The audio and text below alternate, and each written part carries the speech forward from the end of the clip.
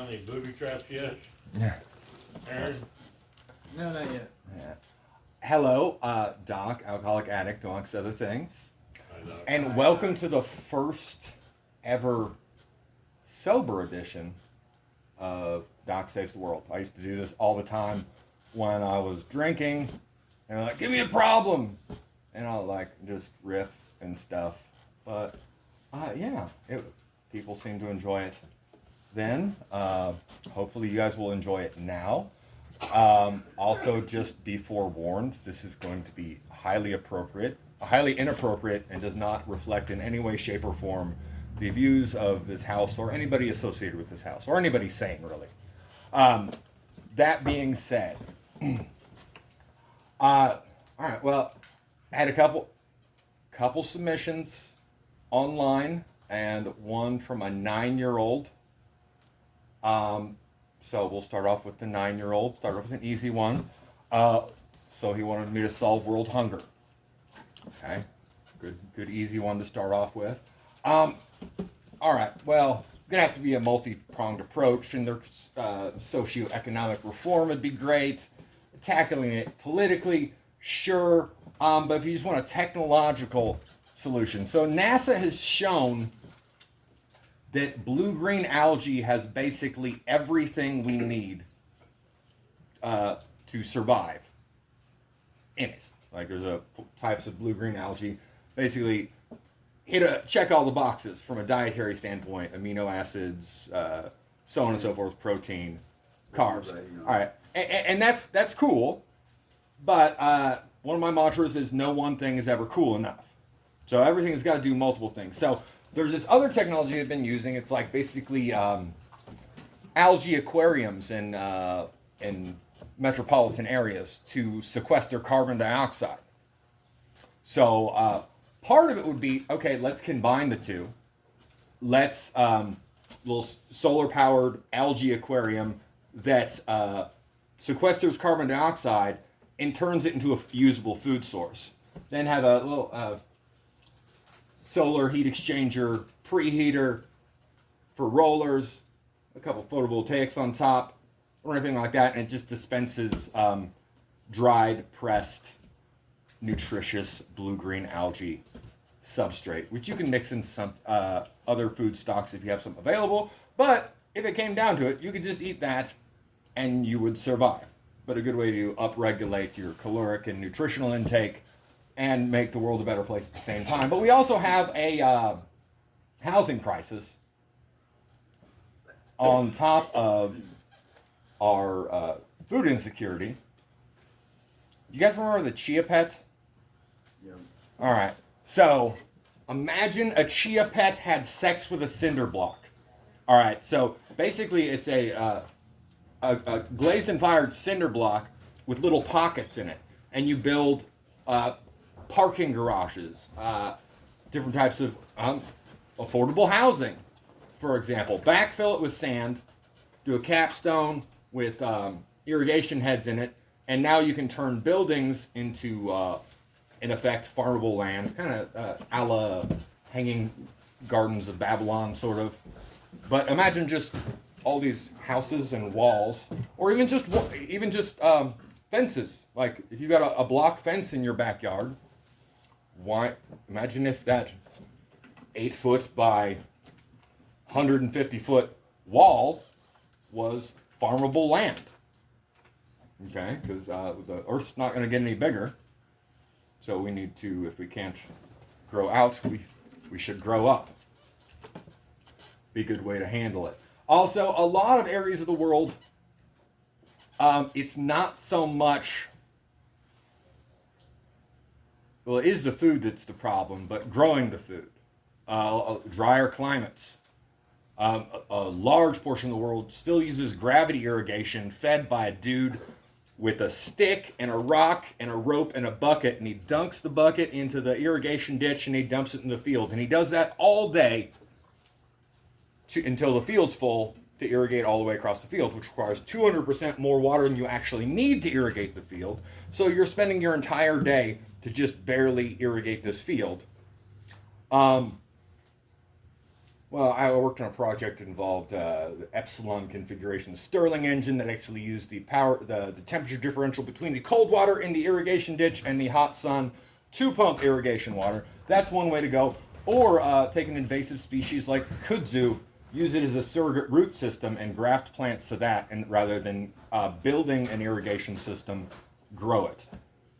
Because it's ground cover and it grows 6 to 12 inches a day. You just cover your field with this kudzu, which can also be used as livestock feed, which helps with food. And then you just graft your plants to that, and you water one root system, and it gets nutrients and water to your entire field. All right, so we solved world hunger. Do you have a question? Yeah. So this one says you gotta fuck one, marry one, and kill one. You got Marcus, Corey, and Mike. Ooh. Marcus, Corey, and Mike. I'm definitely fucking Marcus. No.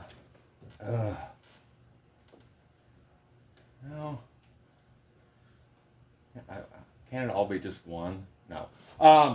I'm sorry, Mike. I'm gonna kill you. Good luck.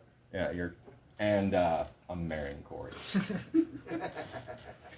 Jesus.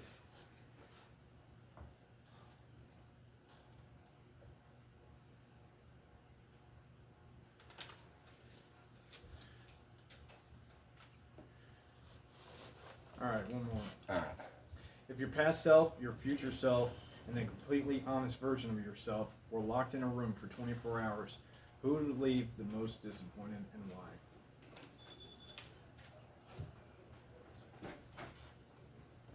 Past self, current self, completely honest version of myself. Yes. I would say my past self would be the only obvious answer, because my current self and a completely honest version of myself bear some striking similarities. And what I thought I wanted, needed, and was going to do in the past is drastically different from what I needed. Because Do you think honesty would have disappointed your past self? Well, my past self would probably thought, oh man, I want to see all the cool stuff he accomplished in the future. And okay, there's definitely something to be said for that, but it would also be a rude awakening. More hurt feelings, but then maybe just directly disappointment. But I would definitely say the past version of myself would probably leave the room the most disappointed. Or it'd be a mixed bag, I think. Would be disappointed about some things and super stoked about others. If I'm going to be rigorously honest. All right. And that's all right. You know the one. Oh yeah. All right. So we have a Tootsie Roll Pop, and it says, how many licks? All right. Scientific studies have put it anywhere between 251 to 411 licks. There's been school projects that have where they just made a licking machine for their senior project or something, and that got Doc, it takes 3. You ain't seen the commercial? I have seen the commercial. I'm not sure the owl was doing it right. But So is there like a baseline amount of salivation units? see, there's a lot of variants. Where salivation, tongue size, tongue strength, because it is a muscle, and texture. And also, what side of the Tootsie Pop you start off licking. Because I don't know if you've ever done the whole owl thing and crunched into it. Sometimes it's really close to the surface on one side, which means it's really far from the surface on the other side. But yeah, 250 to 411 scientific studies. school projects all the way up anywhere between 144 to over 1,000. So I'm not sure the scientific rigors thereof, people's science fair experiments. Most people, though, somewhere between 350 and 700 on average. But that's what that mouth do. You know, you got variance there, and you got to figure that out. Okay, so there's no answer for this one. But it says, what was the city or town in Indiana where the world's heaviest man died in, and in what type of dwelling was he found in? That I don't know. I never claim to know everything. Right. If somebody wants to Google that for me, so that the interwebs. Oh, did you know the answer? Well, the person's name, I think it was Robert Earl Hughes, and he had the largest waistline in the world, according to Guinness Book of World Records. And he died in Bremen, Indiana, back in the late 50s, and he died in a house trailer. All right. And So they had to basically cut the trailer up in order to get him out of there, and then they buried him in a casket about the size of a piano case. It's like Yeah, real so- life, what's eating over a grave. yeah. Well, I've dealt with a couple shut-ins, but interwebs, Bremen, Indiana, in a mobile home. All right. Not as like that's cool, the largest waistband, but those fat twins on the mini bikes, that's pretty boss. You know, that's more my speed. I do have another online submission. All right, so does liking a finger up your butt make you gay? Well, I would say that depends on whose finger. Yeah. You know, like I'm no lexicographer, but if it's a chick doing it, absolutely not. Like, I don't care if she's pegging you. Like, if it's a chick doing it, that is by definition heterosexual. And if that, based on, I don't know if you know how that feels, but if that's wrong, I don't know if I want to be right. So the pitcher and the receiver should be a Opposite sex. variation there. Yeah. Because as long as what a man and woman do together in a sexual context is heterosexual by definition. I don't care if they're furries or there's Jello involved or Ass stuff and Jello. It's an interesting mix. a good album title. But yeah, so I would say just by definition, yes. So, would it be different? Would it make you gay if you like it? No. Have you ever had your prostate gland If milked? it's a man's finger, yes. Yeah. No, like that's not. But I mean, just liking it, just if you like it, would it make you gay? No. But as long as you like it when a girl's doing it, if you go to the doctor's office for a prostate exam and you really like it. And also, by the way, that whole doctor sticking a finger up your butt thing is complete and utter bullshit. Should you make him take off his classroom first? So if you try passing on the anesthesia doctor with the could be male a woman. doctor, Yeah. he might be gay. But yeah, like we found that doctors learn almost nothing from that. And for generations, guys have been having very uncomfortable times in conversations, or maybe times they really liked. I don't know. I'm not here to judge. That's not what Doc Saves the World is all about. This is all about candid answers, honest answers to questions. But no, if it's like, there's nothing wrong with liking it. There's a reason there's a big bundle of nerves there and it feels amazing. Liking that doesn't make you gay. Liking a dude doing that specifically, one could make the argument. But whatever a male and female do with each other, ideally married, but, he said but, yeah, that's heterosexual by definition. Well, since we're on ass stuff, could we do this question says, how do I get this shampoo bottle out of my ass? Relax. You know, and you might need to, if you can't, like, it's important to know when we're powerless. You know, if you don't have the power to get that bottle out of your ass, you might need some help, literally and figuratively. You know, you might have to phone a friend, preferably somebody you trust. That'd be a good call for your sponsor. You know, yeah, it's Doc. It's a shampoo bottle this time. Sorry to wake you up. 32 ouncer. Yeah. The value size of Pert Plus. I'm like, oh my God. Now, another one of our online submissions. Okay. This is a hypothetical. This is a thought experiment. All right. I'm gonna. All right. It's about 10-year-olds, but I'm gonna say 10-year-olds, but we're gonna assume that it's people with pituitary gland issues who stop growing about the size of 10-year-olds. I don't want to say like little people, it's just too wordy. All right, so assuming you get paid $10,000 per 10-year-old, air quotes, how many do you think you can beat up in one sitting without leaving any money on the table?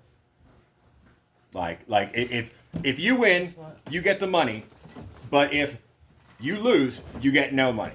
Like how many 10-year-olds do you think you could beat up? Like okay, I'm just gonna beat up one. That'd be a good moral answer, I suppose. I'm gonna just beat up one kid. One of them's gonna go down, make a quick 100 G's. But like me personally, Are we talking about Harry Potter 10-year-olds or like? well, there's no specification. Like, okay, this could just be randomly chosen 10-year-olds or people with a pituitary disorder the size of 10-year-olds.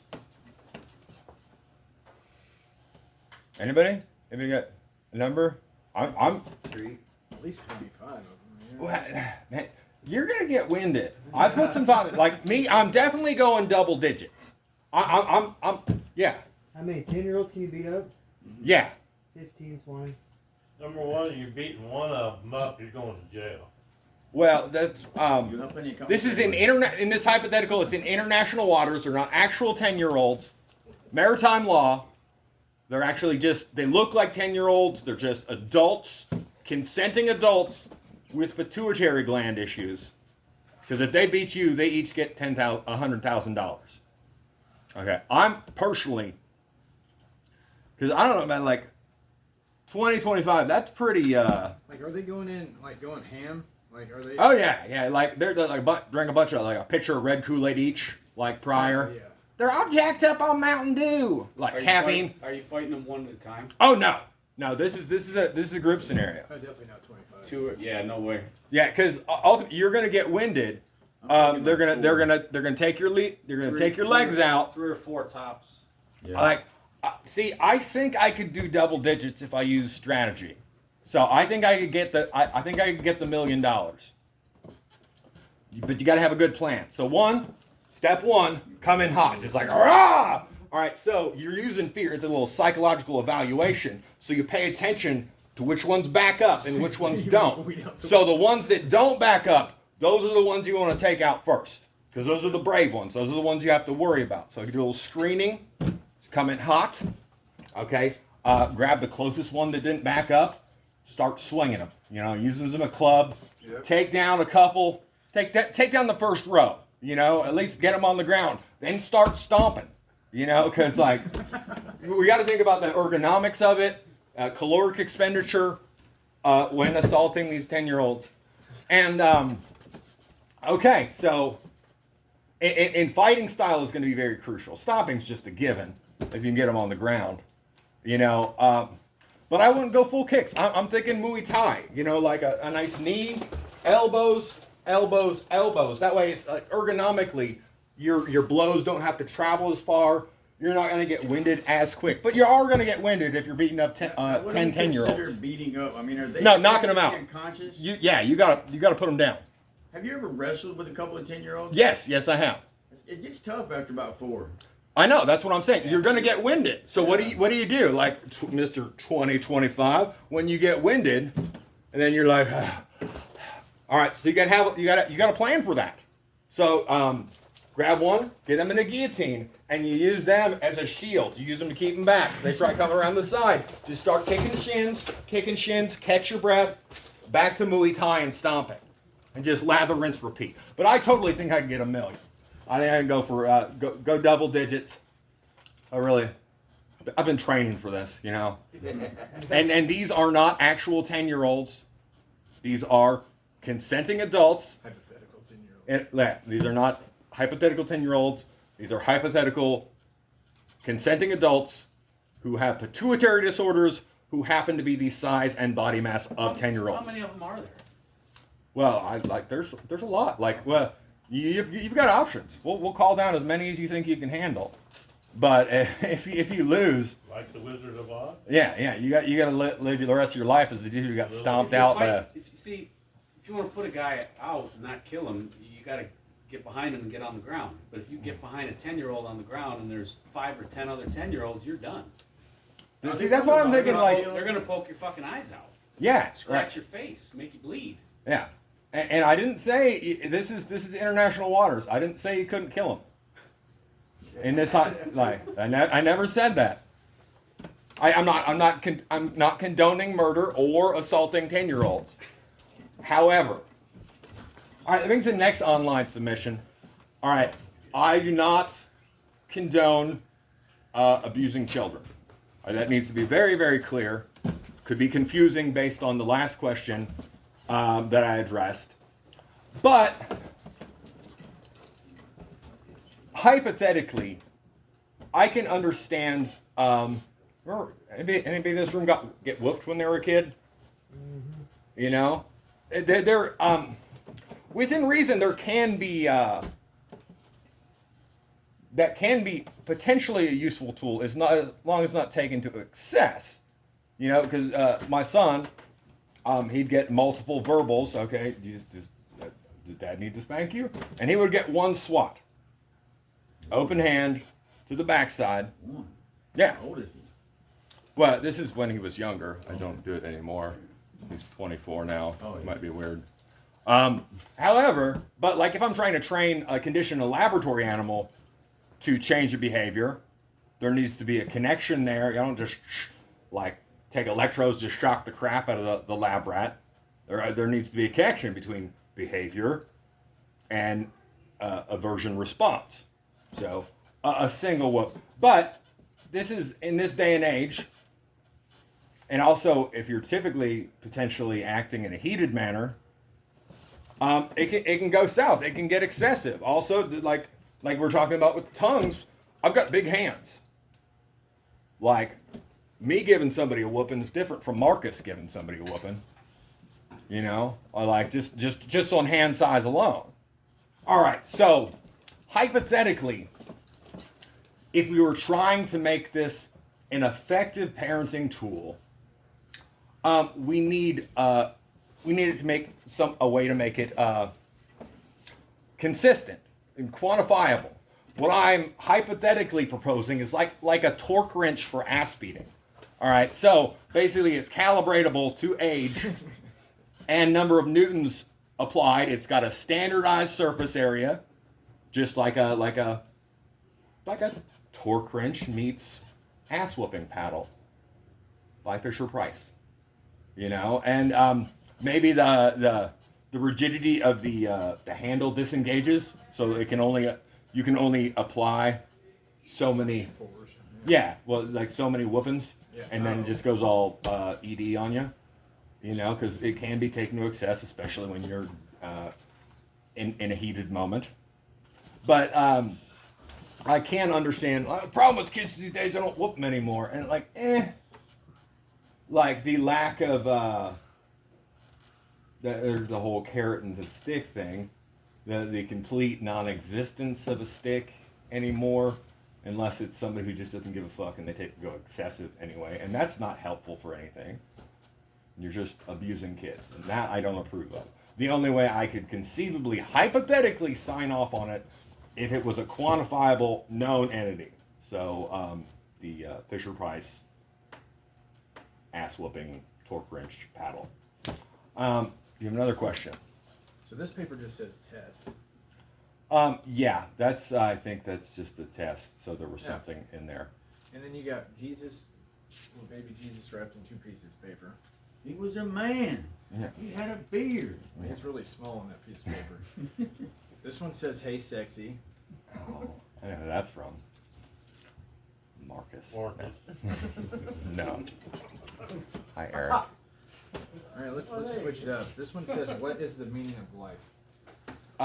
The answer to the ultimate question of life, the universe, and everything. Yeah. 42. But what that question is questionable. Really, if I were to say something and not be just directly ripping off Douglas Adams, living a life of purpose. Really, there's purpose is one of the most, having a purpose and living towards that is one of the most meaningful things you can do. Really, kind of regardless of what your purpose is, it releases a cocktail of neurochemicals that is not matched by any drug in existence. The alcohol can't touch it, like any cocktail of drugs can't touch it. Purpose. Just bringing it down to energy, like putting out good vibes. But like living for something. That's what makes life worth living, is if you're doing it for something. Because like the human race per se, it's a relay. You know, like it's our job to do the best in our portion of it, and be very careful when and how we pass the baton. You know, like we are living in a world that's not ours. We're living in a world that we're gonna ultimately leave behind to future generations. And if you're running a relay race only for yourself, the human race is gonna lose, and we run into that a lot, more and more. In this day and age, it seems like. So you're saying it's purpose-driven life? Yeah. Yeah, that is probably, if I had to pick one thing, yeah. Or are you just, No, it's my arm.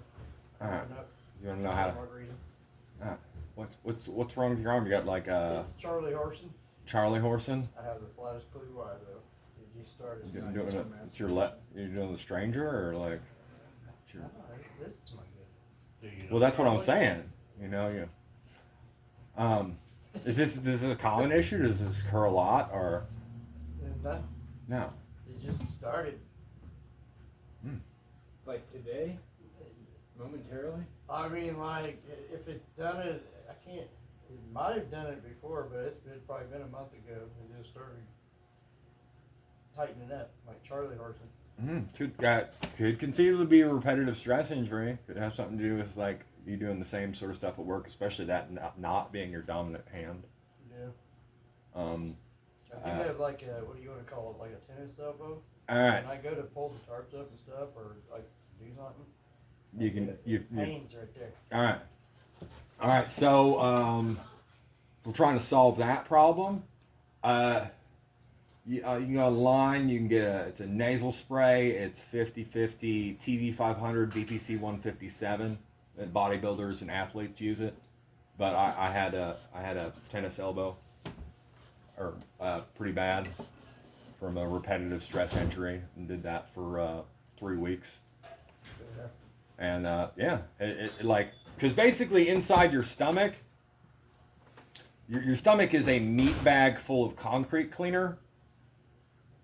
And so it's constantly being torn down by the acid it contains. So it's constantly having to repair itself. And there's a little a protein that promotes repair of that stomach lining tissue. Is that hydrochloric acid? Yeah, it's hydrochloric acid. It's pretty caustic stuff.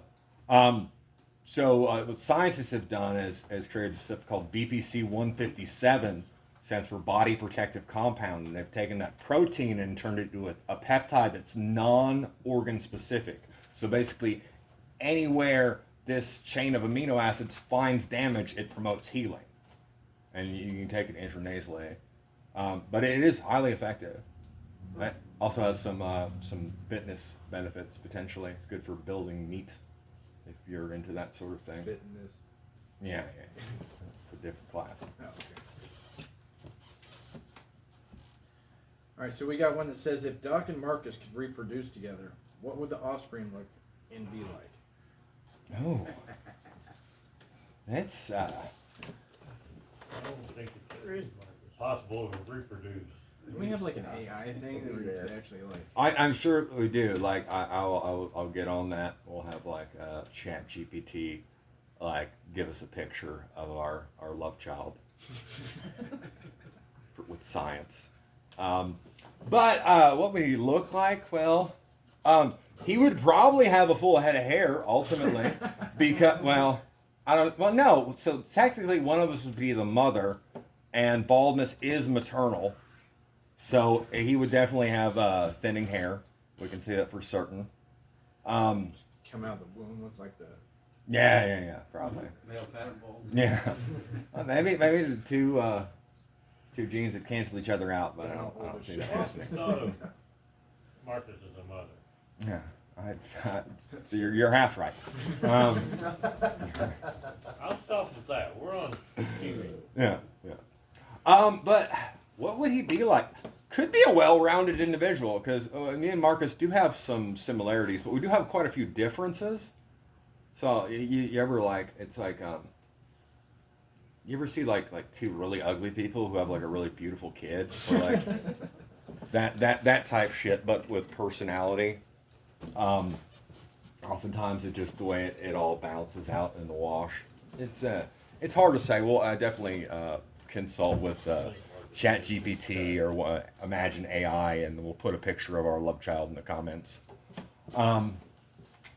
What's another online submission? Isaiah. Hi, Isaiah. All right. So he brought up. All right. How do we fix the lack of addressing the whole reentry situation with people who are incarcerated? And they do have certain programs like community transition, CTP, and stuff like that. And that does we'll help out with a couple bucks or intake in some place, and that's useful.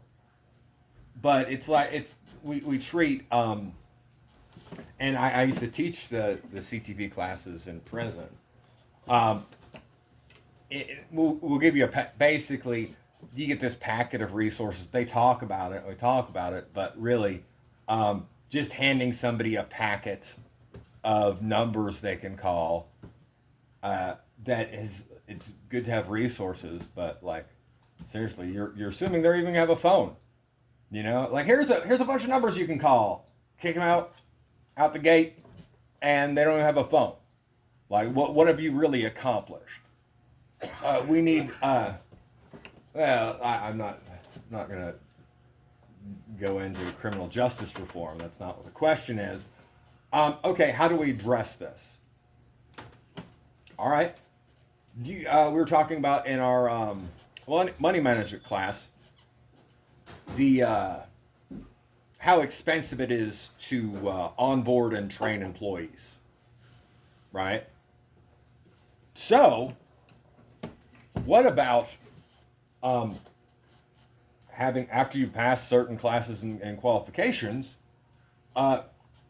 tier 1 tech support?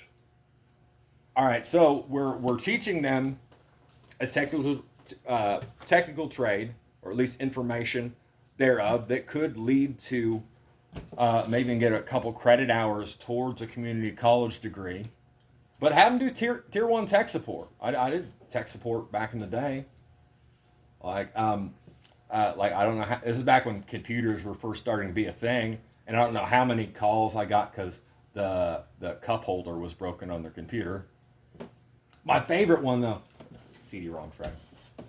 My favorite one though, it was this little old lady. She called because the foot pedal was broken. The only machine she ever owned was a sewing machine, and she had the mouse on the floor. I spent like an hour with her on the phone. Super sweet. Her son bought her a computer so she could see pictures of the kids. But like, how many times do you make a phone call to get help, and there's somebody you can hardly understand, or a computer, which is and I get it, but those are equally potentially frustrating situations when you're calling for help. But the reason they use AI and foreign call centers is the cost. So you know how much you make per day in prison? It's not a lot. If you got a job, they could totally pay a competitive wage. Probably pay better than most people are getting. I think top tier in the prison's about what, $50 a month. Yeah, like you could. now to be in the kitchen. Yeah, nice, doing big things, but still, what? Like if you're doing call center work, you could easily pay them $250 a month. Bill more than that. The prison makes out like a bandit. That person gets to eat for the month. That person gets to eat, and they're learning a trade. And all right, so you're already trained on tier 1 tech support. If you do good based on your performance, what if we give them a job as tier 2 when they get out? You know, like that time, if you're in CTP, you could be training and come out of prison with a job. And potentially, because of the nature of technology and the ability to telecommute, you could, all right, we're going to issue you a cell phone. And during this hour, between this hour and this hour, you're going to be someplace quiet and take calls. And you could work from home or from the halfway house. I really don't feel like laying in a bunk and eating ramen noodles is like defines the word correction. No, it's just meat storage. It's like not with a side of carbo loading. It's not, most people, it does not, really, it's a huge opportunity. We could be helping these people. Like people sometimes talk crap about the lighthouse, but this is a huge opportunity. Normally you don't get this sort of opportunity for self-reflection and self-improvement when you're not wearing a jumpsuit. But most people who are wearing a jumpsuit, that's not where their focus is at. And they're just focused on getting out, or they're scared about getting out because they don't know what they're going to do then. What if we provided them training inside? It's favorable for the facility. They're going to be making money per qualified trainee. The business using it, they're going to have better reviews. It'll probably still be cheaper than, maybe not cheaper than AI, use less water, but it'd probably be, we could at least be competitive with sending calls overseas. And so the customer experience is going to be better because it's going to be a native English speaker. I'm not even gonna lie. I did a job interview with AI for the first time, like about 3 weeks ago, and like for the first 10 minutes, I kept thinking, I was like, "What in the fuck is wrong with this lady?" Like, and then I realized it's like, "Oh, I'm talking to." You're talking to a toaster. Yeah. The future. Welcome to the future, gentlemen and ladies. Well, like we were talking about in the money management class, most of anytime you get that pre-programmed response from a job application, or, well, we appreciate your showing interest, but we decided to go a different direction, that's AI screening your application or resume and putting it in a virtual trash can before you ever talk to a human. Like, a human's never going to see your resume because a collection of ones and zeros decided that you didn't fit the criteria. But there's still certain things that only humans can do, and like, seriously, properly, I got a lot better when I was locked up, but that's where my focus was at, and I made sure, like, I took all the certifications I could take, and then took over teaching them, but there are going to be so many teachers, like, and there's still trades where we need humans. And like, why aren't there more in like stop and the level ones more, or anywhere really, more vocational training programs? Because that's a huge opportunity. Because honestly, they'd be happy to just have a job. You know what you're getting. But also really motivated to do a good job. That'd be a coveted position. Also, one thing a lot of people who are locked up have really good experience in is drug and alcohol abuse. Like, why not operate a call center for treatment placement? Like, I would believe somebody, like if I'm talking to you and you're in prison for drugs and alcohol, that would give you a certain amount of credibility with me as far as, okay, maybe I do need to get my life in order. Maybe I do need to go to rehab. Or like, and honestly, that'd be another job that could continue on the outside. It's the potential negatives elsewhere are actually huge positives. You're familiar with the subject. So yeah, like I would say more money, but we live in a capitalist society. So the only way it's going to work is we make it a no-brainer, like a shut up and take my money sort of situation. So like people aren't going to really typically care about, people typically don't care about convicts, but they do care about their bottom line. So if you can compete economically with sending calls overseas, have reliable, like people be beating down the door to take calls and put in work. You're not going to have to worry about attendance. It's going to be cheaper. The customer experience is going to be better. And it just makes good economic sense. And that's the only way you're going to get a program like that off the ground, is when it's just, you got to make it such a shut up and take my money situation where they'd be dumb not to do it. But yeah, something like that, I think could potentially definitely work. More so than just, I did like OSHA 10 hour and forklift certification. That's what they offered where I was at, and CDL prep. But there's a bunch of people like taking this CDL prep class with drug charges and alcohol charges. And okay, even if you know how to pass the test, you're not going to qualify for your CDL. So what? Like, it's good to have that, but people are just doing it just for a time cut. When I got out of prison in Oklahoma, they took us into this little room, and it's like all these like clothes from an old church and like the shoes that don't fit, you know what I mean? See, yeah. Wear the Bruce Lee Chuck Taylor. Yeah. Or Jackie Chan's. Yeah, and then they just, so I wore like this brown button up, a pair of slacks, got $50 and got dropped off in the middle of a city, and they're like, here you go. Yeah. Here's your reentry. Yeah. Sink or swim, motherfucker. Yeah. That's not. I wonder why recidivism is what it is. You know, I wonder why people wind up back in jails and prison. It's because we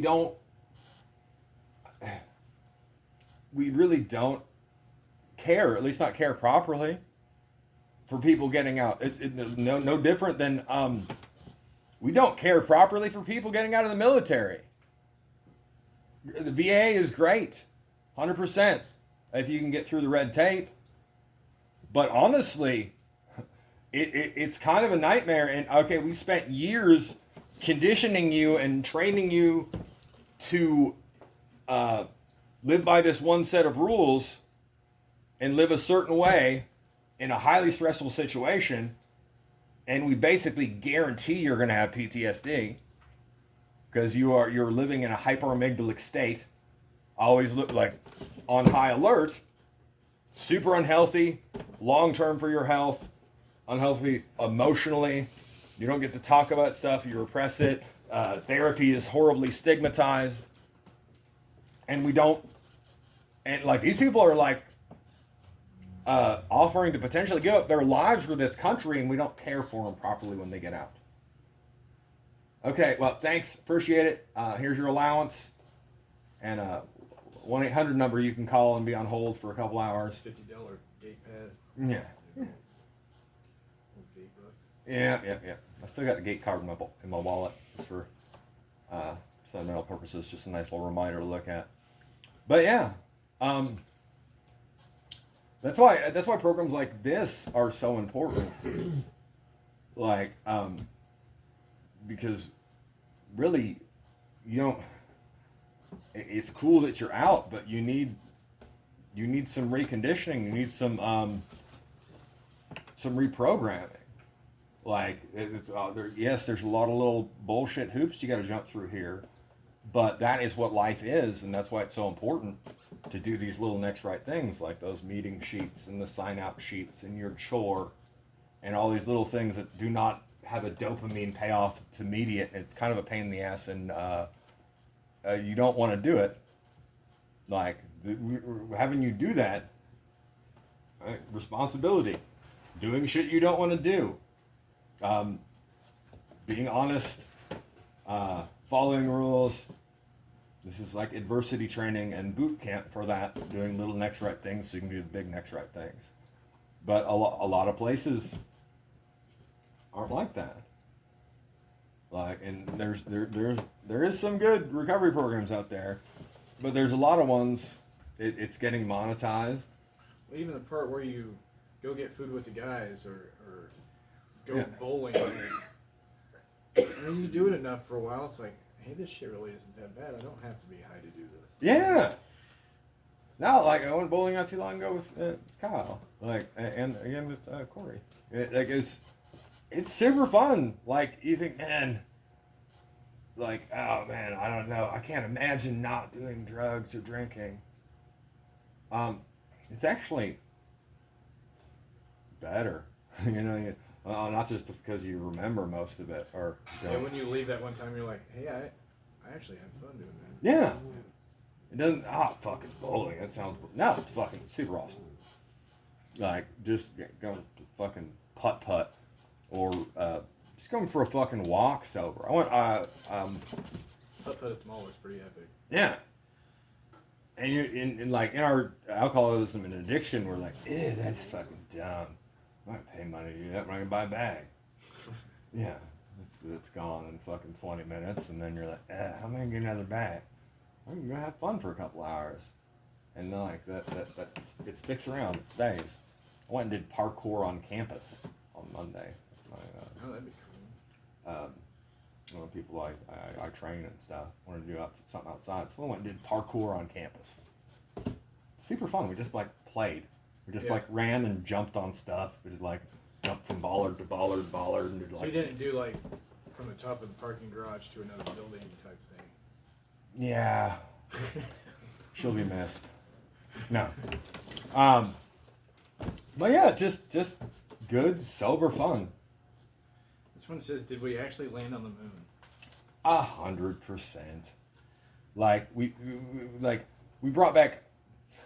I have personally seen someone brought back hundreds and hundreds of pounds of regolith, which is dirt and rocks from the moon, which does not exist on Earth. Completely dissimilar. You can look at it under a microscope. There's also the laser retroreflector.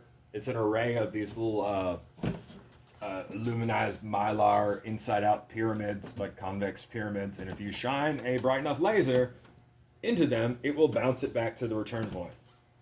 Yet you need a telescope to aim it, but it's up there, and you can totally bounce a laser off it yourself if you have a strong enough laser. There's it's a huge logistics pain in the ass. Why is it so hard to get back? That's my question. We've already been there. Yeah. Like funding, proportional funding for NASA. Well, look at if you look at a bar graph of NASA's funding and defense funding, and compare that to a bar graph of that same thing today. NASA funding somewhere past the ceiling is defense funding. You don't really get money back from going to the moon. No, and until we can monetize it, there's helium-3 up there. And there's water up there. Really, ultimately, if we're planning on exploring the rest of the solar system, we need the moon. That's what Artemis is kind of moving towards, because we need it as a gas station, because you know how we are. Because there's what's called the tyranny of the rocket equation. So, okay, you're trying to get a payload in orbit. So say you want to get fuel for your spaceship to fly to Mars into orbit. We'll have trash orbiting there. Oh, like, I don't get me wrong. Don't get me started on fucking orbital debris. I do have a solution for that too. But all right, so you're trying to bring this payload up in to orbit. All right, so you're gonna need more fuel to carry the payload, but the additional fuel you need to carry a larger payload requires additional fuel to carry that. So the mass just increases exponentially. It's called the tyranny of the rocket equation. So we're gonna need the water and helium-3 for energy on the moon, the water on the moon to electrolyze into hydrogen and oxygen, which will then be compressed, and that's gonna be rocket fuel to get to explore the rest of the solar system. But until somebody monetizes it, and even back then, our desire was not so much for our emphasis, our reasoning was not so much as scientific exploration as much as it was to stick it to the Ruskies, you know. And we don't have that's the real reason. Follow the Cold War, or follow the Soviet Union, and the end of the Cold War. Like we did it as much to show to stick it to them. So has there been any science that has replicated gravitational pull? Like any type of like instead of just, bouncing on the moon. Well, like are in general or in relationship to the moon? Like any type of science experiment that has They've shown just recently, I think within the last month, it's baffled scientists for. Well, the nature of gravity is tricky, but they've proven scientifically the gravitational attraction between two tiny particles. I just read the paper. It was within the last month. There is. I was watching a show on antimatter the other day, but there's not an anti-version of the Higgs boson, so the anti-gravity this is not a thing. It is not reversible. So since we're in the conspiracy theory realm, yeah, this says, why are the pyramids cut so perfect and airtight, and also tunnels aligned so perfect to galaxies not known to man? I think they'd have to be known to man. Line, but it wasn't mine. A What? line. Okay. A line, Perfect like to a line. and they never move. They're always in that. Well, some of the faces were aligned to stars that we know about, and constellations that we know about, and considering there's only 4 sides to choose from,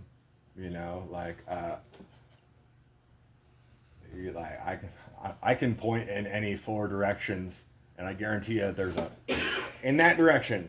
If you once we got a good enough telescope right in that direction, if you go out far enough, there's a galaxy, there's a constellation or a star that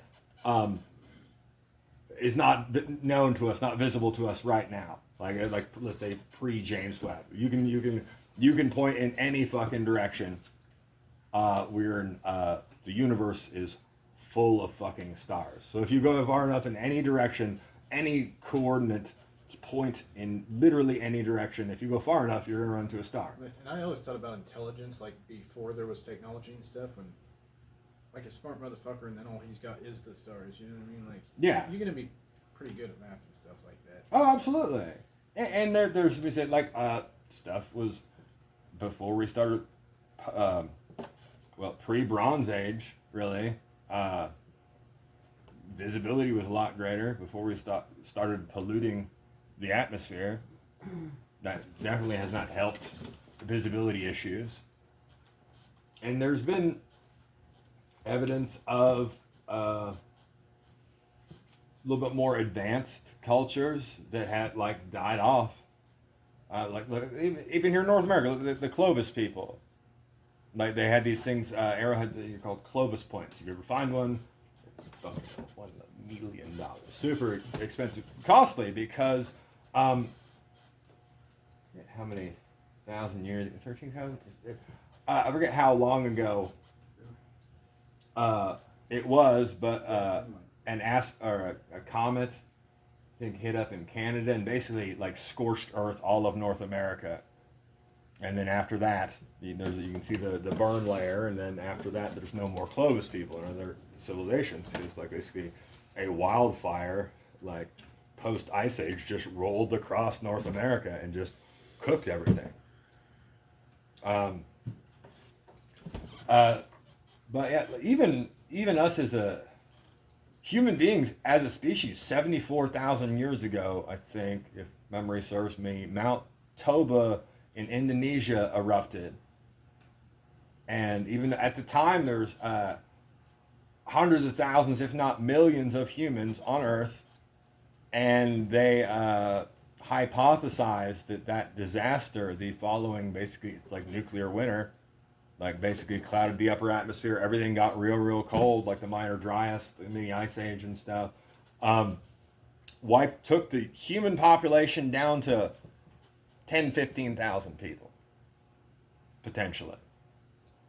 Like from hundreds of thousands down to the 10, 15,000 motherfuckers who are gonna fucking survive by any means necessary. That's probably has a great deal to do with why we are as resilient as we are today. Because of that culling. You either had to be like, because it was years when shit was real fucking rough and real cold, and shit wasn't growing, and there was way fewer animals. So that was a good sink or swim sort of scenario. And we've gone through that multiple times. But a lot of people say, well, we couldn't have built the pyramids. Yeah, the whole moving the blocks thing. I was just thinking that. Well, they've done experiments where they literally move comparable blocks. And even like some of the obelisks are like super hard stone, like dolomite, and that you cannot. You can take the biggest chunk of copper you can fucking find and bang it against some dolomite, and it's just gonna bounce I off. watched them do like an Easter Island. With the moai and the walking. Yeah. That's super cool. But basically, as far as cutting stuff that's harder than that you shouldn't be able to cut with or chisel with copper, they just took they made a copper bar, they marked a line, they put sand down and rubbed the copper bar across it until it picked up sand, it picked up grit. So basically, and that grit. It's like cutting with crystal or diamond. Yeah. And they just ultimately they pick it up, put more sand in the crack, and just move it back and forth. And you get a beautiful clean edge of some stone that there's no way you're chiseling it with copper, but with only copper. Necessity is a motherfucker. You're gonna fucking figure a way. You got like there's limited building materials in fucking that Certain region. stone can be done. You can do that with heat too, can you? You can definitely split stones with heat and a little bit of water. There's also evidence they created canals and channels and fucking floated a lot of those blocks to the building site, and then offloaded, and then rollers or ramps. There on the whole moai, I think, was super cool though. So this one says, what was the only instrument in history to ever kill people? Well, I don't know, because I can, historically, I'm sure I can find multiple instances of church bells falling and killing people. I know that for a fact. But I'm thinking, if I had to guess, the cannons used in the 1812 overture, they were technically a musical instrument, and they definitely killed motherfuckers. It was glass harmonica. It was made out of leaded glass. The lead was poisoning. That's a super cool invention. I don't know if.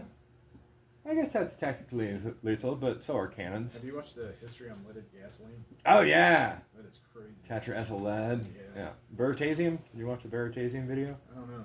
I'll send you a link. Super cool. Okay. Glass harmonica. If anybody doesn't know, super cool. You ever do the whole like wet your finger wine glass? Like, basically, it's a bunch of glass bowls on a spindle with a water tray below it, and you have a little foot pedal that spins the spindle, and it's like instead of you moving your finger around the wine glass, it moves the wine glass around your finger. Benjamin Franklin invented it. And so they use that instrument to kill people? Well, no, like the glass was leaded. Crystal by definition has lead in it. I don't know if I'm not aware because it's pretty stable in silica, and glass is pretty inert. But a goblet that you go ding that rings is crystal. That's lead in that glass, but I think it's pretty stable in there, and probably definitely less lethal than cannons or 500-pound brass bells. So this question says, how do you play piano? I use my fingers mostly. I know who wrote that. Yeah. How do you play what? How do you play? No, he wants to just to show you. I'm trying to think of anything I can play. Because you're saving the world, Doc. Oh well.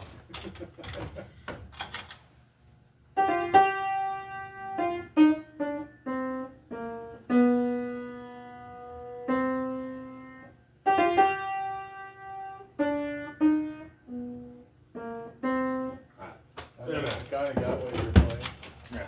It's a Cotta and Fugue in E minor. I haven't played piano in ever, but I know music. So this last question says, if it take, which I'm guessing, if it takes a day and a half for a chicken to lay an egg and a half, how many shingles does it take to roof a doghouse? I'd go Baker's dozen. You know, depending on the breed of the dog, you know, because you're thinking 3 rows, shingle, like sheet and a half a piece, so that's 9, and you're gonna need.